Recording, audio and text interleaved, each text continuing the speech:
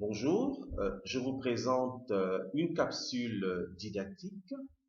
Je me présente d'abord très rapidement pour ceux qui ne me connaissent pas.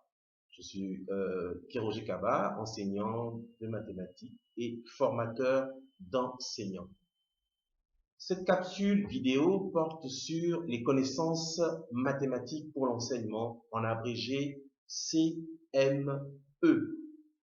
Pour aborder cette problématique, nous empruntons des cas théoriques qui sont dus à des didacticiens, des chercheurs nord-américains.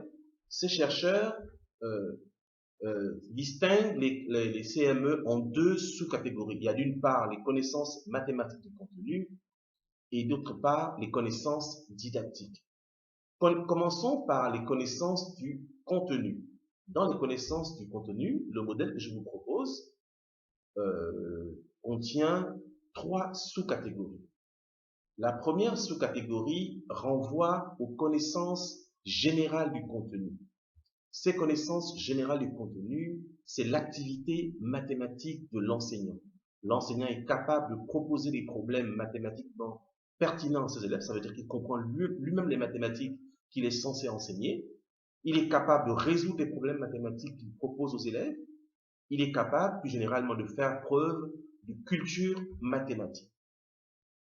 Toujours concernant les connaissances du contenu, il y a la deuxième sous-catégorie qui renvoie aux connaissances mathématiques spécifiques à l'enseignement. Cette fois-ci, l'enseignant n'est plus simplement le mathématicien qui travaille pour lui-même, mais c'est l'enseignant qui réfléchit aux mathématiques en lien avec l'activité mathématique de l'élève. J'ai deux exemples pour illustrer. Le premier, c'est l'enseignant qui est capable de déterminer si une stratégie de résolution inhabituelle proposée par un élève est correcte ou pas. Je vous ai une illustration ici. Le deuxième exemple, c'est l'enseignant qui est capable de rechercher des régularités dans les erreurs d'un élève. Passons à la troisième sous-catégorie composant les connaissances du contenu. Cette sous-catégorie est importante parce qu'elle concerne les connaissances de l'horizon mathématique. Ici, l'enseignant a conscience du devenir des connaissances mathématiques qu'il enseigne à un niveau donné. Il est capable de voir comment ces mathématiques sont connectées aux mathématiques d'un autre niveau. Il est capable de faire des connexions entre les mathématiques du secondaire et celles du supérieur.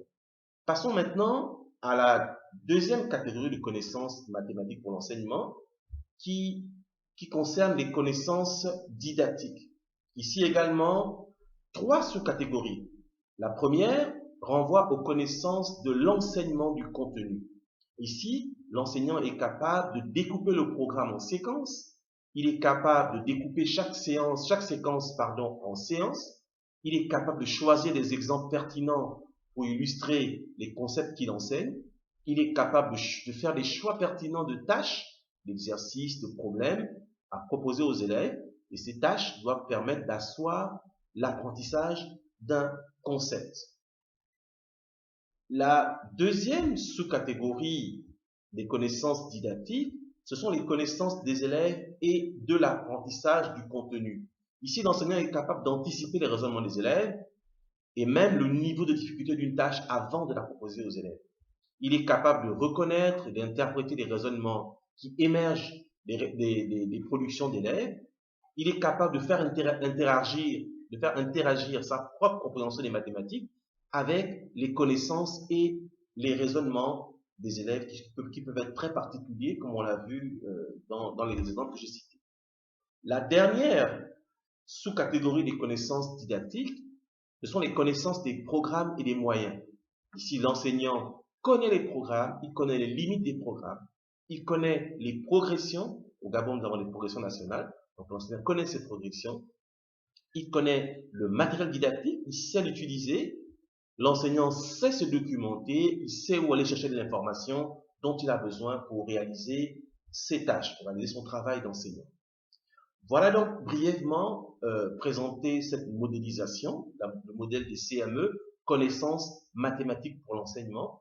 Alors, il ne faut pas avoir une vision parcellaire de ces connaissances-là. Elles doivent être développées de manière conjointe parce que selon les concepteurs du modèle, ces connaissances sont imbriquées les unes dans l'autre et sont fortement corrélées. Ça veut dire que lorsque l'enseignant travaille sur ses connaissances générales du contenu, c'est-à-dire sur sa capacité à résoudre des problèmes, il doit également travailler sur les connaissances spécifiques du contenu, c'est-à-dire être capable d'analyser les raisonnements d'élèves.